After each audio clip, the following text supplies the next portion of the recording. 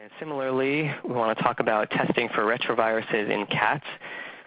So the American Association of Feline Practitioners has put together a really nice document, and there's a format of it that has one page specifically dedicated to shelters.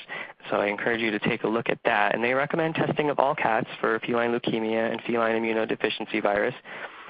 But whether or not you test them at admission can depend on how you're going to house them. So it's optional if you're going to house cats by themselves because they're going to be less likely to transmit it to each other. But if you're going to house cats in groups, you definitely need to test them. And you do want to test cats individually. And so the reason that that's important is you can't just test one cat in a litter and assume that all the others and the mother is going to have the same results, because one litter may be positive, one may be negative.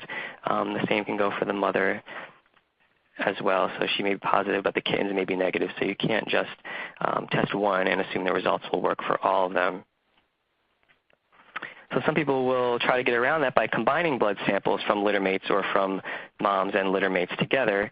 And that doesn't work either, because what happens when this is called pooling of samples, when you mix them all together, it actually reduces test sensitivity. And so that means you're going to get more false negative results, and that means that you're going to miss identifying infected cats. So you might adopt them out to the public and not know that, and you might keep them in your shelter in a group housing situation, and they might continue to spread the disease around.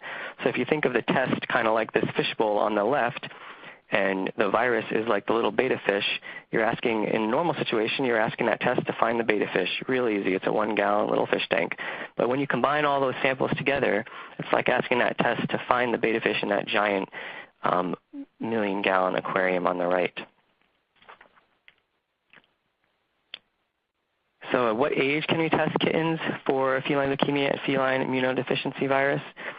When you're talking about feline leukemia, that tests for the virus itself, so you can test kittens at any age.